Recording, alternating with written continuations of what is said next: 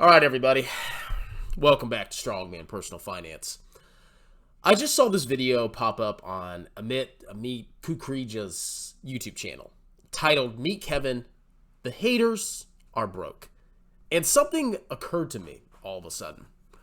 What we have on display here is what I like to classify as grifter morality. Now, everybody has some kind of moral system, some kind of moral code they follow. Some people believe in God, some don't. But everybody follows a certain, set of beliefs that kind of guide their actions in life. And when it comes to YouTube, there's a moral system where the amount of wealth you have, the amount of money you have, the amount of airtime you get, the amount of viewers you have, that is a morally good thing. The more money you have, the more money you make, the more moral you are. Now, I'm not trying to say that if you make a lot of money, you're immoral. I'm not saying that at all. I have no problem with people making lots of money if they do it without harming other people. But if you make a ton of money by talking about certain content that is not helpful to people, that hurts people, that potentially ruins financial lives, I think that's morally wrong. Do you see the difference there? Grifter morality. Whoever makes more, whoever has the most money, regardless of how they get it, is good. People that don't have money, bad. Now, in this video, I'm not sure he's talking about me. Maybe he is, maybe he isn't. But Amit gets into a whole discussion on the haters of Meet Kevin. Meet Kevin has a lot of haters. I used to be a big hater of Meet Kevin. I've since settled down and really turned that down a lot. But back in the day, I used to smash Meet Kevin. And smash him. And the reason I did that was I saw that he was perpetuating a lot of toxic stuff. Now, is he an intelligent guy that has a decent understanding of markets? Sure, he does. He is. I can't deny that. But he also seemed to have a problem on YouTube of talking up and promoting a bunch of really bad companies that I looked at for 5 seconds and I saw were complete and utter trash. And a lot of cryptocurrencies. And it really pissed me off because he was financially benefiting from talking about companies that I knew from a simple look were trash. Now, what is the morally right thing to do? Well, if you have grifter morality, obviously the moral thing to do is to talk about those same stocks that everybody else wants to talk about and say what people want to hear because it makes you more money and you get richer and you are not as broke as other people. That's morally good. Doesn't matter if people get screwed. Doesn't matter if people lose their money. Now, if you subscribe to that moral code, which you can see it in full force in this video, and you can just see it in the title, Meet Kevin, the haters are broke. Not that they're wrong, not that they are lying. The moral judgment is that they are broke. So, let's go ahead and watch this, and it's 5 minutes long, and I'll give you my commentary. But I'm a little concerned about Amit. I used to think he was just a young guy that was really fascinated in Palantir. But now that I watch him more, I'm starting to get the sense that he's going down this route of grifting, and I believe he subscribes to grifter morality. Whereas if he has more money than you, he is more superior. He's morally right. And anybody that criticizes him or people like him that are grifting, they are bad. They are broke. And by the way, Amit, I'm not broke. Let's go ahead and watch. I remember getting discovered when you did the Grant Cardone stuff, like 2017, 2018. So it's been a while, and it's been just amazing to kind of see your progression. And hate to pause it this quickly, but Meet Kevin first got, kind of popular by making fun of Grant Cardone. He's doing the same thing I'm doing, and other YouTubers are doing. But later on, Amit starts talking about how people are criticizing Kevin and he has haters. Dude, Kevin did the same thing. You've launched a new startup, which is pretty amazing, pretty cool. And I wanted to ask you a couple of questions before we get deep into the startup, just to learn a little bit more about you. So in 2021, when the midterms were going on or some type of elections were going on, I remember not logging on to the New York Times or CNBC to watch their live stream. I was with you along with 50,000 other people following your updates. And there was something about following this random guy when you had a really good beard. I don't know why you got rid of the beard, but you had an amazing beard at the time. And you were like informing me about what was going on in the world. And I like wanted to be with you over the major media companies. So my first question to you is, why do you think you've been able to develop a bond to the point where 20,000 people show up to watch you talk about the market open and market close? Like, why do you think that's actually happening? Well, before Kevin speaks, I can tell you why. He's charismatic. He's a good YouTuber, and he's decently intelligent. He's very intelligent, okay? Those are good qualities of Kevin. The bad qualities is the stuff he was talking about. Now, his daily market updates are not evil, in my opinion. I don't think they're bad. Are they good? Should you look at the market every day if you're a long-term investor? No. If you're a trader, sure. But a big problem with his channel, like I said before, is he was talking about a bunch of trash because it got him views. That was my core criticism of Meet Kevin. If Meet Kevin is just a great news provider, a newscaster, and he wasn't, not directly, but, you know, almost indirectly recommending stuff, I wouldn't really have a problem with the guy. My problem with him was the crap that he was promoting.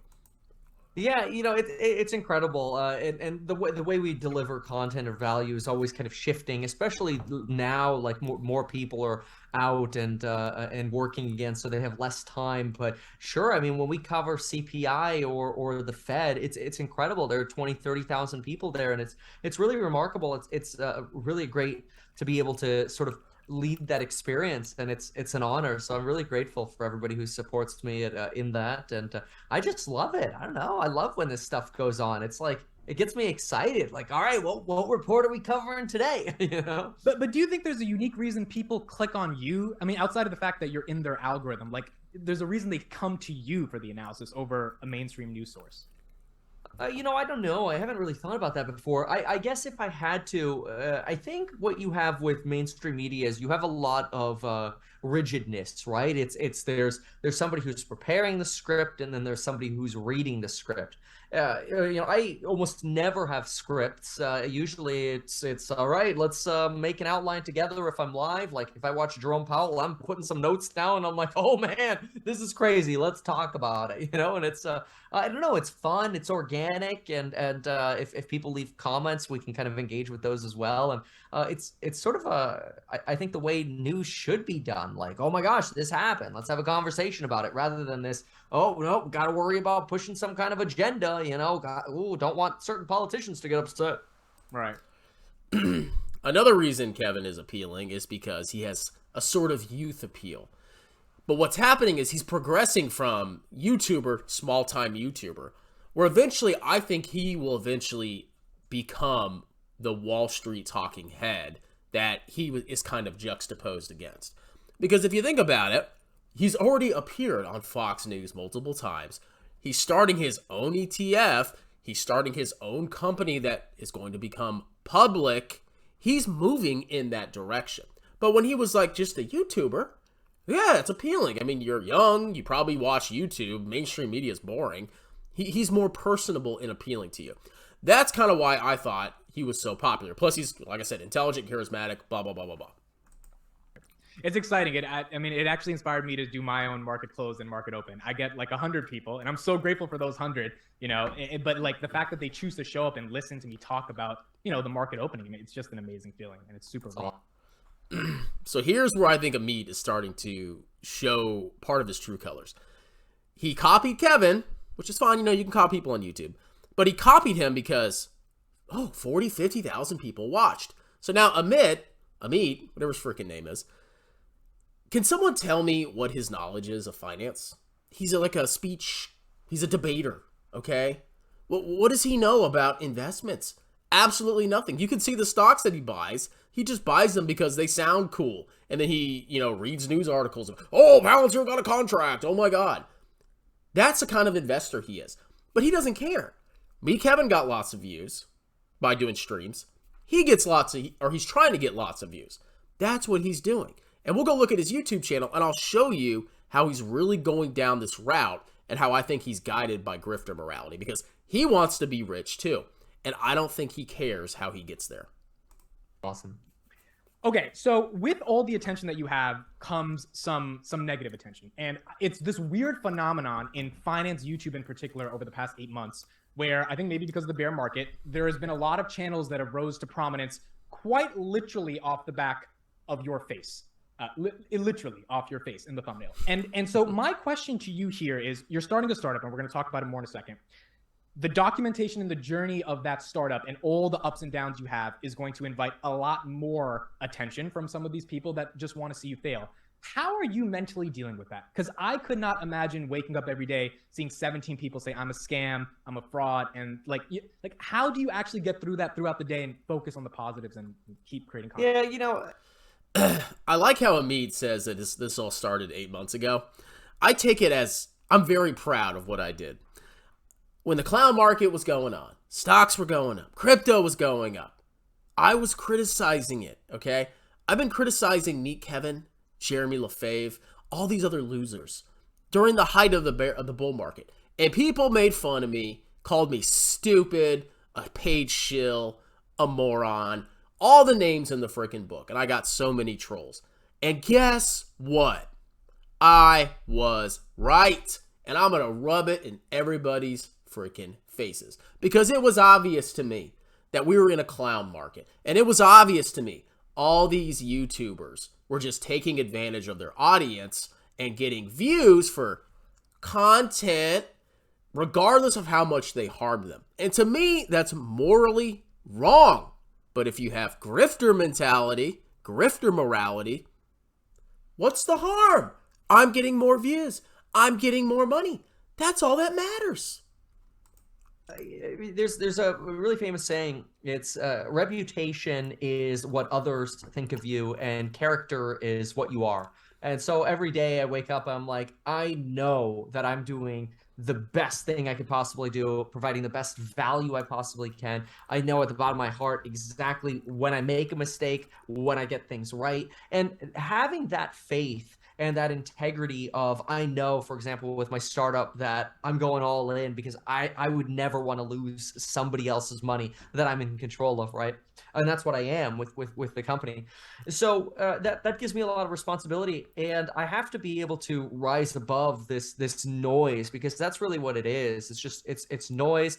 I do personally value when people provide criticism, because it can give me a different perspective, like, oh, maybe I need to explain something differently or whatever. So I don't mind criticism. Right. I think when it's frustrating is when people say things that are untrue, and that hurts. I just have to remember that if people have to lie about you to bring you down, then they're probably just miserable people themselves. And sure, it's sad and it's frustrating, but I look and I go, hey, did they just raise $17 million for a startup? Or are they a licensed financial advisor? Are they launching ETFs? Like, what are they doing in their lives? Oh, that's right. They're just sitting in their room and hating and making lies up. So, I can't waste my time thinking about that kind of crap. I don't know. Maybe Kevin's talking about me. Maybe he isn't. Whatever. But I've personally never lied about Meet Kevin. I gave him my honest opinion. The stuff he was doing, I disagreed with. There are some good sides of Meet Kevin, but there's also some bad sides. And he has to acknowledge and understand that part of his success came from promoting trash to get more views. He cannot deny that. Now, I'm not going to say he didn't earn anything in his life. Of course he did. Of course he's been successful at things. He's a very appealing YouTuber. You got to give him credit for that, okay? You can't just hate him blanketly. But he has done some things that are bad. Yeah, and it's really interesting because you're experiencing some of the hate and negativity on like this level, and then you got someone like Mark Zuckerberg, where every single new article is saying he's the most evil person on, and he's dealing. Right. I mean, he's building a multi-billion-dollar company, right? And he's just keeping it going. Imagine if you were president, right? Like right. 50 to 60% of people would just hate you because anything that went wrong in their lives, they're just gonna blame you for, So I think what Amit is trying to get at here is he's trying to cover himself, because obviously if anybody criticizes him, they're just jealous of his success and they're broke. You see what he's trying to do is here? He's trying to cover up what he's doing, which I think is morally wrong, because they're just haters. They're just lying about me. Let's go look at his channel, okay? Amit Kukreja, stocks, investing, startups, and finance. Stocks, he has no idea. Investing, no idea. Startups, I mean, I think he's the spokesman for his startup. I think the actual programmer is like his partner or whatever. And finance.